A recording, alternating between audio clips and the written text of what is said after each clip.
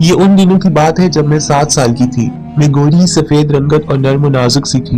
एक दिन मोहल्ले की दुकान पर मेरी माँ ने मुझे कुछ सौदा सलफ लाने को भेजा। दोपहर का वक्त था। दुकान पर सिवाय दुकानदार के कोई नहीं था। उसने मुझे मतलूबा सामान दिया और जब मैं वापस जाने लगी तो मेरा हाथ पकड़कर रोक लिया। वो मेरी गाल पर हाथ फेरते हुए कहने लगा, तुम कितनी प्यारी हो, बिस्किट खाओगी? मैं शर्मा गई। उसने डब्बे से मुझे 2 रुपए वाला बिस्किट निकाल कर दिया और जल्दी से मेरे गालों में बोसा दिया। मैं थोड़ा परेशान हो गई और अपना हाथ छुड़ाकर जल्दी से घर आ गई। मुझे उसकी ये हरकत पसंद नहीं आई थी। भले मैं बच्ची थी कि इतनी भी नासमझ नहीं थी। बहरहाल वो बिस्किट बहुत मजे का था जो उसने मुझे खाने को दिया था।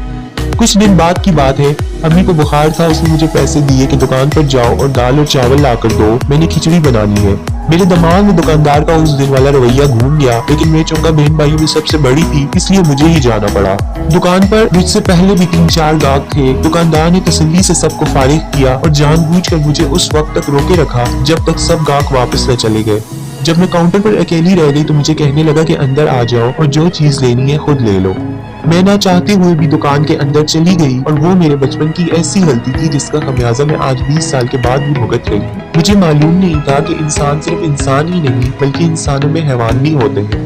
तो पहले तो मेरे गालों पर हाथ फेरता था, फिर उसकी जरूरत बढ़ती गई। मैं खौफ और परेशानी की अजीब सी कैफियत में मुब्तला थी जिसमें कुछ तजस्सुस की आमेजिश थी। उसके बाद वो मुझे दुकान के पीछे वाले स्टोर में ले गया और काफी वक्त के बाद उसने मेरे मतलूब का सामान के अलावा साथ काफी ज्यादा बिस्किट भी दिए। मैं चुपचाप घर आ गई। अम्मी ने जब इतनी देर बाद वापस आने का पूछा तो मेरे दिल में खौफजदा चोर घुस आया और मैंने साफ झूठ बोल दिया कि दुकान पर रश की वजह से देर हो गई थी। अम्मी मुतमईन होकर अपने काम में मसरूफ हो गई और उसके बाद मैं हर कुछ दिनों बाद दुकान पर जाती और बिस्किट लेकर वापस आती। फिर मेरा शऊर पुख्ता होने लगा। एक दिन मैं बाले हो गई। मेरी माँ ने उस दिन के बाद से मुझे दुकान पर भेजना बंद कर दिया। वैसे भी अब मुझे बिस्किट का लालच नहीं रहा था। हाँ, मुझे इतना इदराक होने लग गया था कि ये जो कुछ भी होता है ये ठीक नहीं है। अब मेरे दिल में एक बेचैनी सी जन्म ले रही थी। जैसे मैं बड़ी होती जा रही थी और मुझे जिस्मानी और जिनसी मामूलात की समझ आती जा रही थी, वैसे वैसे मेरे अंदर की बेसुकूनी बढ़ती जा रही थी। आज मैं सोचती हूँ कि काश जिस दिन उसने मेरे गाल पर हाथ लगाया था उस दिन मैं अपनी माँ को बता देती या उस दिन के बाद कभी भी दुकान पर नहीं जाती,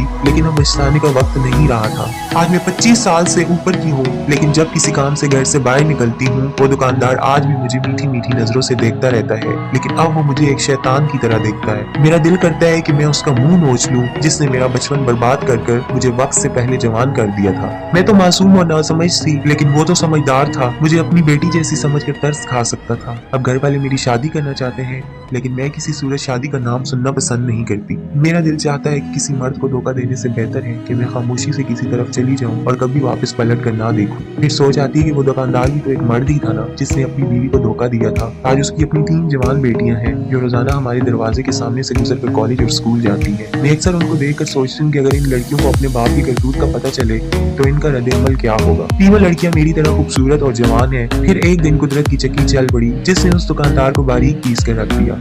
हुआ कुछ ऐसे कि एक दिन सुबह शोर से मेरी आंख खुल गई। मैं आंखें मलती हुई कमरे से बाहर आई और अम्मी से पूछा कि ये शोर कैसा मचा है। अम्मी कहने लगी कि सामने नुक्कड़ पर जो जमील दुकानदार है ना, उसकी बड़ी 2 बेटियां रात किसी के साथ भाग गई हैं। मेरा मुंह खुले का खुला रह गया। मैंने हैरान होकर पूछा कि एक साथ दोनों? जी एक साथ। ये वही है जो हमारे दरवाजे के सामने से गुजर कर कॉलेज जाती थी। अम्मी ने कहा इनके काम को देखो, वो जाते हुए बाप की उम्र भर की कमाई भी साथ ले गई। अम्मी बताकर अपने काम में मसरूफ हो गई और मैं सोचने लगी कि बाप की उम्र भर की कमाई तो मैं अच्छी तरह जानती हूँ। उस दिन के बाद जब भी उसकी दुकान के सामने से गुजरी उससे मेरी तरफ आंख उठाकर भी नहीं देखा। मकाफाते अमल की चक्की ने उसको पीस कर रखा।